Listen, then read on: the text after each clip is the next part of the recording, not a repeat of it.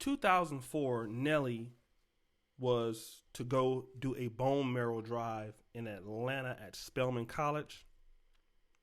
I believe this was right around the time the video or song Tip Drill came out. Must be your ass because it ain't your face. You a tip drill. And basically you somebody that don't look good, but you are thick, okay? And the Spelman students protested against Nelly going to Spelman.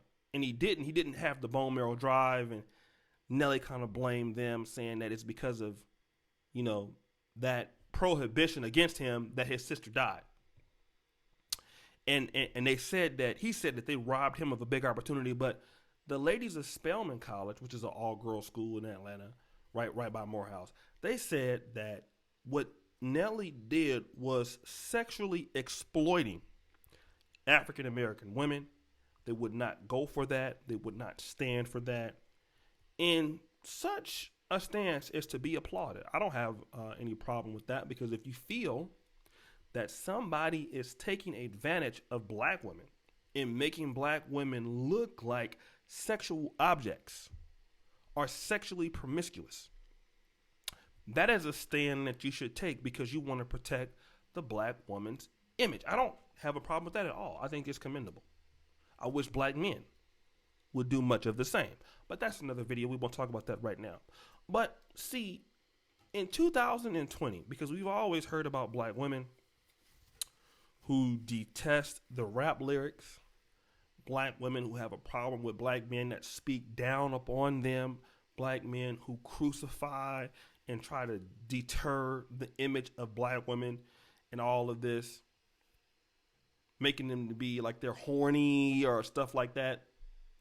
Black women have always talked about this, especially when it comes to black men and hip hop and music and videos. But the days have turned into something different. Now, the music is not about, as much as women as it was. We talk about, talking to George the other day, you have a lot of rappers talking about drug use. All they want to do is get high. You got rappers talking about trapping, different type of weird stuff, mumbling. But, now you have women like Nicki Minaj.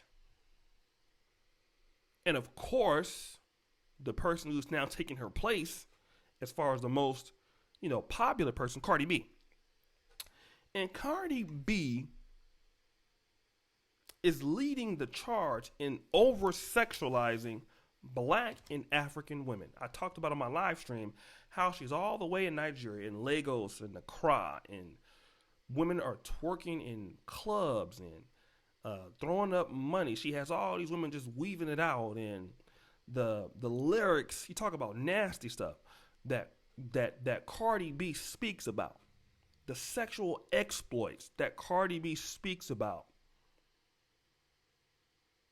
Black women don't have that same animosity for Cardi B as they did for Nelly, as they did for Two Live Crew. They don't have those problems with Cardi B, but instead they make her bigger.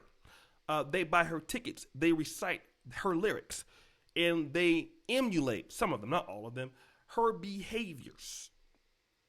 They would like to dress like her, some of them. They would like to act like her. And we're not talking about just black women that are ghetto, or black women that come from poor places. We're talking about a lot of professional black women, not just even in America, over in Africa. There was a sister I was telling you about that was so upset because Cardi B didn't come to Nairobi. Cardi B didn't go to Dar es Salaam. Cardi B didn't come to Kampala, Uganda. And see, when it comes to the over-sexualization of black women, because they always say that black men do it, Cardi B leads the charge. There's nobody who is over-sexualizing black women in lyrics, in image, and that can get black women to do some of the things in the history. Cardi B leads that, because it's much more easier for women to get women to do stuff than it is for men to do it. But then you hear complete silence on these issues. And my question is, for African American women who have a problem with this, how can you fix your mouth to want black men to respect you and not over sexualize you? But then Nicki Minaj can over sexualize you, not only in the black community, but to the world. You see, Cardi B can sexualize you to the world. And see, what happens is all the other races, they believe, because y'all want to be Cardi B, y'all want to act like her, y'all watch her, y'all do all this other stuff, you own her Instagram, you going crazy in her concerts. So then when other groups start to mention this thing about y'all, all of a sudden it's racist. And all of a sudden black men are not protecting, and all of a sudden black men are not doing this. But see, here's what we got to have a serious discussion about. If you are going to call out everybody, black feminists alike, you cannot have your cake and eat it too. Meaning that you will not be able to call out white supremacy. You will not be able to call out white men. You will not be able to call out black male rappers or African American men for their over sexualization, or for black men trying to approach you and talk to you in streets, until you deal with the greatest over sexualization agent of black women in the world today, Cardi B.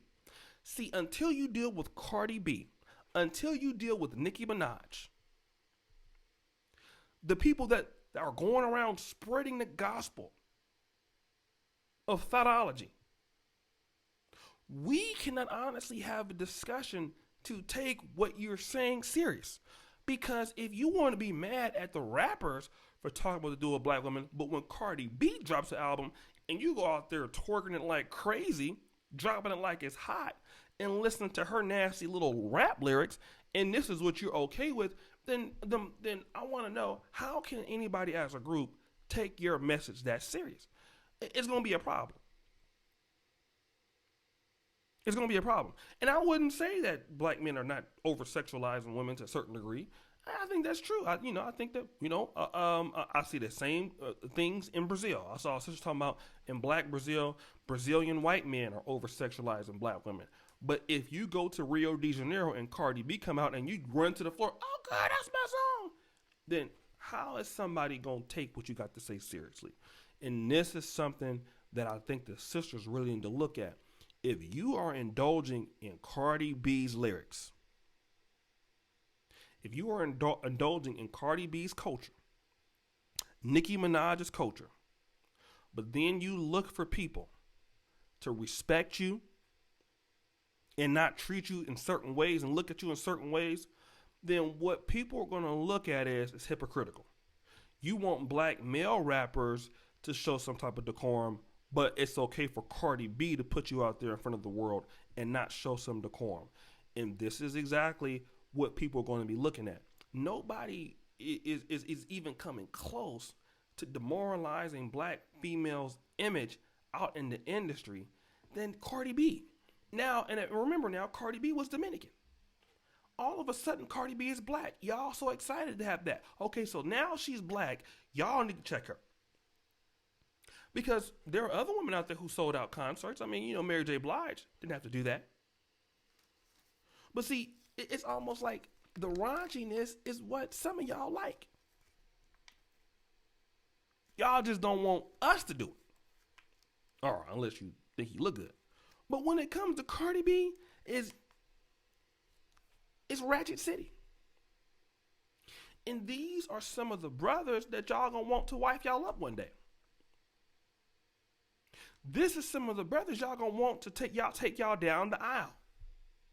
You out there in the Cardi B culture and you want somebody to take you down the aisle. This is what you want to do. You some of y'all, I'm talking about the ones that apply. And how can somebody look at that and take that serious? Okay, boo, you want me to respect you, but this is what you listen to? You want me to look at you as the honorable woman. I get that. But then at the same time, Cardi B is not looking at you as the honorable woman. So now we got a problem. So I just want to talk about that. Guys, let me know what you think. So, am I wrong? Are there any male rappers over sexualizing women, black women like Cardi B? Like the video, hit the bell, and as you know, the buffoonery remains an all-time high. All my contact information is at the top. Peace out.